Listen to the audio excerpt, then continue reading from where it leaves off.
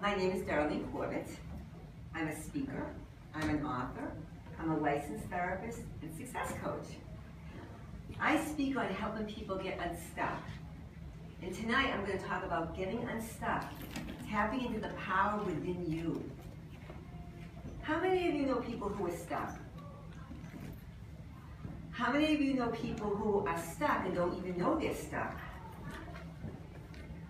How many people know people who are stuck and don't think they can get unstuck? Well, that is a false narrative, which I'm going to prove this evening. People get stuck and then they think they're stuck and they'll never be able to change. And yet change is all around us. Externally, internally, regardless, people say, I can't get unstuck. When they get stuck personally, it often impacts them professionally. When they get stuck professionally, it impacts them personally. Relationships are affected in both arenas. Finances are affected in both arenas. Why? People are not able to be as productive as they can be.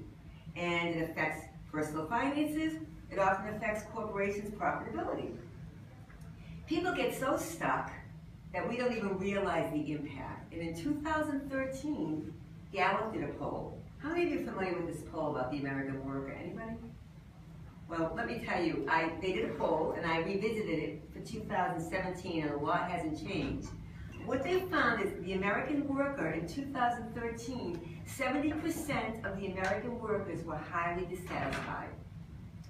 Of that number, 18% were so dissatisfied that they undermined the contentment of their fellow workers. Corporate America recognized we have a problem. So what did they do? They went out and they did short-term things that they thought would be helpful. They went out and bought ping pong tables and expensive lunches. And that worked, again, in the short term, but in the long term, it wasn't effective.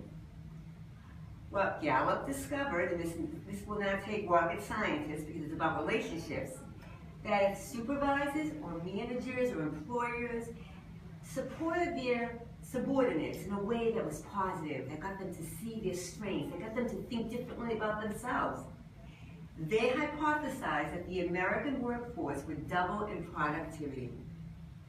That's major. And yet, I don't know about all of you, but I still hear people come in and say, Darlene, I love my work, I love what I do, but the workplace is toxic, or the people around me are unhappy, or my manager's unhappy.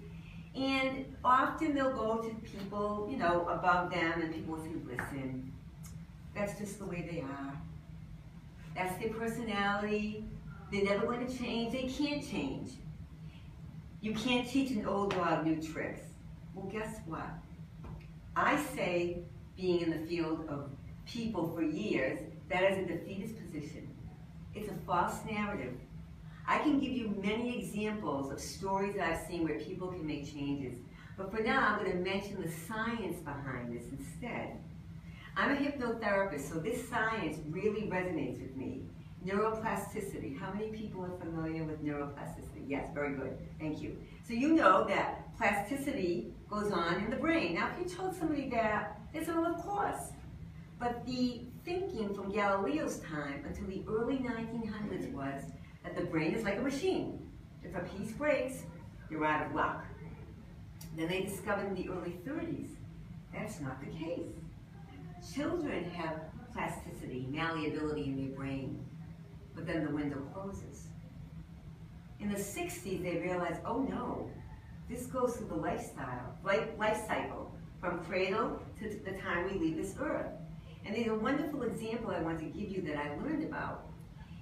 There's a physician that his father had a stroke in the late 50s, early 60s. Now we know, because of resources, you can only work so much with stroke victims, at least that is what we still do, and then the window closes. They can do as much PT and OT. Well, this particular physician was not buying it. He understood a bit about neuroplasticity. He took his father home, who had this massive stroke, and he treated him like a baby. And he held him, and he got him to crawl, eventually to walk.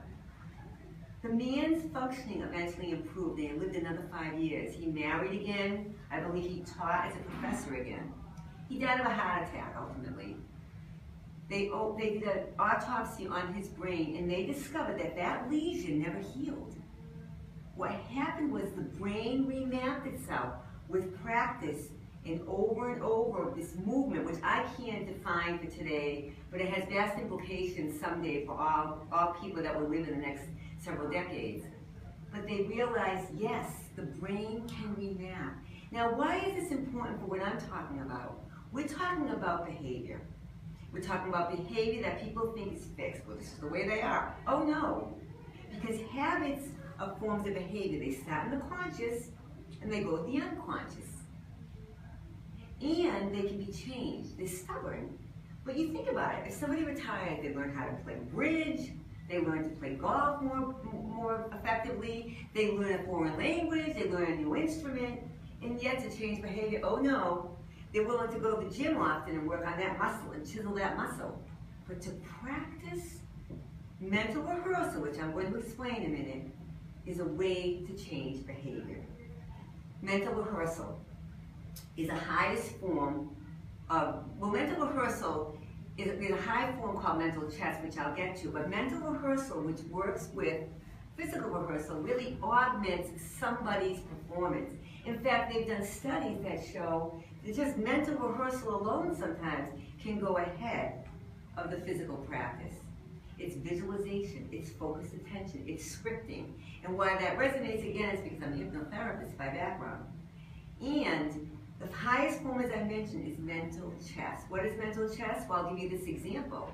Many years ago, a man was captured by the Soviet Union when it was the Soviet Union still. And he was put in solitary confinement. And they said, he thought to himself, my brain is going to atrophy. I better do something. He practiced mental chess, back and forth. He came out of solitary 9 years later. Eventually, he migrated to Israel. The Israelis invited Gary Kasparov to come and play chess, and many people challenged him. Everybody lost but this gentleman. Mental rehearsal, which is the reason now I talk about getting unstuck. I actually have an acronym I've developed, and I invite people to take this and to go home, think about it.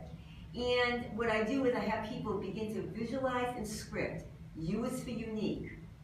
No one's like us, no one ever will be. Even twins who share DNA have their own fingerprints. Think about what's unique about you. When people say that, oh, Darlene, there's nothing special about me. I'm friendly, I'm kind. But that's your uniqueness. That's your unique, the way you display it. And it's for new. The past serves two purposes.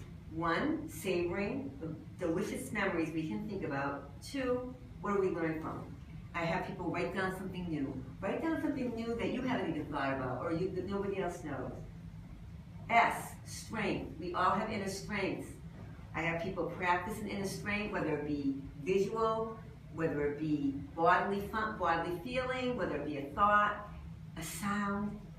T, tenacity. The most successful people are the most tenacious. They're not always the most gifted, the most intelligent.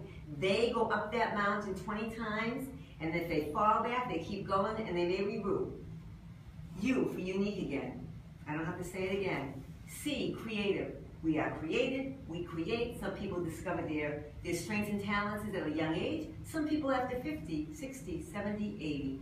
K for knowledge. There's ways to learn. We're all lifelong learners.